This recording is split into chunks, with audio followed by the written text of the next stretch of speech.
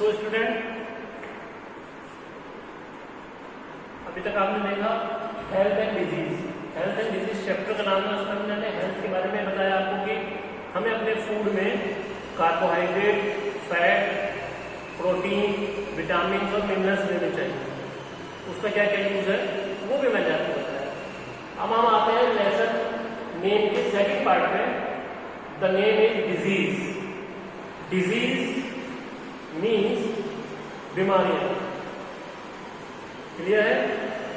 कोई प्रॉब्लम नहीं है? स्टार्ट करते हैं। There are two type of diseases, main two part of diseases. The one is communicable disease and second one is non communicable disease. जैसे नाम से show हो रहा है कम्युनिकेबल डिजीज। कम्युनिकेबल मतलब कम्युनिकेबल होता है एक दूसरे से, यानी हम अगर किसी भी व्यक्ति को जिसको ये बीमारी है, कोई बीमारी अगर उसको छूते हैं उनसे में बीमारी हो जाती है, वो कम्युनिकेबल डिजीज कहलाती है। छूने से, जर्म से, बैक्टीरिया से, वायरस से, प्रोटोजोआ से या फंगस से जो बीमारियां फैलती हैं उनको हम बोलते हैं कम्युनिकेबल डिजीज। यस। सो फिर से देखते हैं कम्युनिकेबल डिजीज। कम्युनिकेबल डिजीज जो कम्युनिकेट होती है, जो फैलती हैं। कैसे फैलती है? बैक्टीरिया के थ्रू, वायरस के थ्रू, प्रोटोजोआ एंड फंगस के थ्रू। और नॉन कम्युनिकेबल डिजीज जो है वो इनमें से किसी भी चीज से नहीं फैलती। तो पहले हम ये वाला पार्ट लेते हैं, communicable disease. The number one is communicable disease. मैंने आपको बताया कि वो छूने से फैलती है बीमारी। सबसे पहले बैक्टीरिया। बैक्टीरिया क्या होते हैं? कहीं भी मिलते हैं, ऑल ओवर किसी भी मौसम में आप देख लो बैक्टीरिया आपको मिलेंगे। वो आंखों से दिखते हैं, बहुत छोटे होते हैं, हमें नहीं पता लगता है यहाँ पर बैक्टीरिया है, यहाँ पर जर्म्स है, लेकिन वो होते हैं। तो बैक्टीरिया से भी बीमारियां फैलती हैं। ओके। वायरस। वायरस से हमें कई सारी बीमारियां ऐसी हैं जो वायरस से फैलती हैं, प्रोटोजोआ से फैलती हैं, फंगी से फैलती हैं। सो प्रोटोजोआ में जैसे मलेरिया, डेंगू प्रोटोजोआ की वजह से होते हैं, और फंगी की वजह से इचिंग, शरीर पे खुजली होना, फूड पॉइजनिंग, वो फंगी से होती है। तो अगर देखा जाए तो कम्युनिकेबल डिजीज के बेसिक 4 कारण है। फैलती क्यों है कम्युनिकेबल डिजीज? क्यों फैलती है, कैसे फैलती है, वो देखते हैं। Number one is direct contact. Direct contact का मतलब समझ रहे हैं?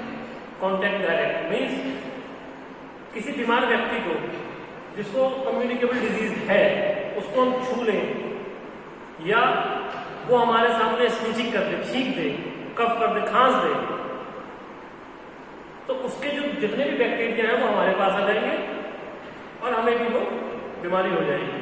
सो हमें बचना है डायरेक्ट कॉन्टैक्ट से, चाहे उसको कम्युनिकेबल डिजीज हो या ना हो, लेकिन हमें अपनी सेफ्टी करनी है, तो हमें उनसे डायरेक्ट कॉन्टैक्ट में नहीं आना है। The second one is infected air. जैसा आप समझ रहे हैं, इन्फेक्टेड मतलब खराब एयर में हवा। खराब एयर में वायु प्रदूषण जिसे बोलते हैं, उसमें नहीं जाना है। खराब एयर में से बचना है, अपने को सेफ रखना है। The third one is infected food. हम लोग खाना खाते समय ध्यान नहीं रखते हैं। बेसिकली होता क्या है, सुबह का फूड शाम का फूड अगले दिन सुबह हम यूज करते हैं नॉर्मली घरों में, लेकिन ऐसा नहीं होना चाहिए। बिकॉज हमें नहीं पता होता कि उसके अंदर किस खाने में कितनी जल्दी जर्म्स पैदा हो जाते हैं और कितनी जल्दी बैक्टीरिया उसमें आ जाते हैं। देखने से हमारी आंखों से पता नहीं लगता है कि उसमें बैक्टीरिया या जर्म्स है, लेकिन उसमें होते हैं। वो हम खा लेते हैं, उसके थ्रू हमें इन्फेक्शन हो जाता है, हम बीमार हो जाते हैं। The fourth one is infected water. Water का भी बहुत रोल अच्छा होता है इसमें, क्योंकि वाटर के थ्रू बहुत सारी बीमारियां फैलती हैं। मैं आपको एक एग्जांपल देता हूं। एक बहुत बड़ा जंगल, उसमें क्या है, उस जंगल में एक तालाब था बीच में, पॉन्ड, और उसमें सभी जानवर आके पानी पिया करते थे। ओके, कोई शिकार खेलने, हंटिंग करने जंगल में जाते हैं तो वो उनको प्यास लगती है शिकार करते करते, तो वो उस जंगल में पानी को ढूंढते हैं, पानी देखते हैं तो एक जगह पॉन्ड में पानी मिल रहा होता है, तो वो क्या करते हैं उसमें पानी पीने लगते हैं और पी लेते हैं। पीने के बाद शाम होती है, वो अपने घर चले जाते हैं। रात में जाके उनको पेट में दर्द, बहुत ज़्यादा दर्द होता है। Next day, next morning doctor के पास जाते हैं, डॉक्टर ने उनको मेडिसिन दिया पर दर्द नहीं उनका सही हुआ। फिर उनको अल्ट्रासाउंड के लिए बोला। अल्ट्रासाउंड पेट का होता है, पेट के अंदर की सारे भी जितनी भी प्रॉब्लम्स होती है वो शो हो जाती है पेपर पे या एक चार्ट पे, कैनवस पे, वो शो हो जाती है। तो जब डॉक्टर ने उनको देखा, उन्होंने अल्ट्रासाउंड कराया, डॉक्टर ने देखा तो डॉक्टर ने पूछा आपने पानी पिया था? बोले सर मैं रोज पीता हूँ पानी। बोले आपने इन्फेक्टेड पानी पिया था? तो उनको याद आया कि मैंने जंगल में एक पॉन्ड में पानी पिया था। तो बोले हाँ सर, मैंने जंगल में शिकार खेलने गया तो वहाँ मैंने पानी पिया था।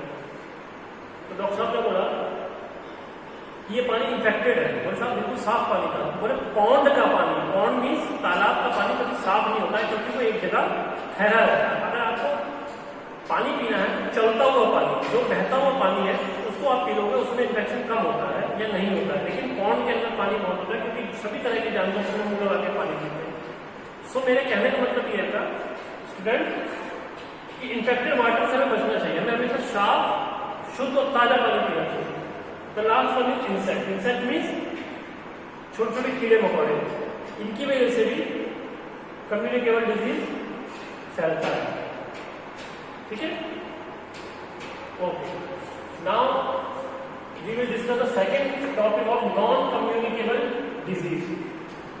नॉन कम्युनिकेबल डिजीज जो इन सब चीजों से नहीं फैलता है। कैसे फैलता है मैं आपको बताता हूँ। अभी इससे पहले हमने हेल्थ के बारे में डिस्कस किया था। क्या क्या बताया था? जो जो हमने आपको carbohydrate, fat, protein, mineral and vitamin बताए थे, उनमें से विटामिन ऐसी चीज है जो हमें लॉन्ग पीरियड तक हेल्दी रखती है। तो अब मैं बताता हूँ, this is the disease name night blindness.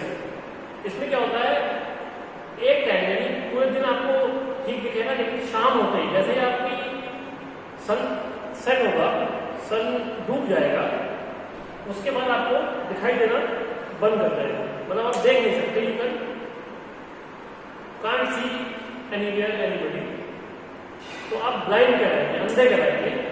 Night blindness, night में ना देख पाने वाला वो बीमारी, उसकी मेन वजह होती है विटामिन ए। अगर हमारे शरीर में विटामिन ए प्रॉपर नहीं मिलेगा, ठीक से नहीं मिलेगा, तो हमें नाइट ब्लाइंडनेस हो जाएगा। क्लियर है? तो इसका संबंध क्या है? कम्युनिकेबल तो नहीं हुआ, ये हमारी डाइट में ही कमी थी, इसकी वजह से हमें नाइट ब्लाइंडनेस है।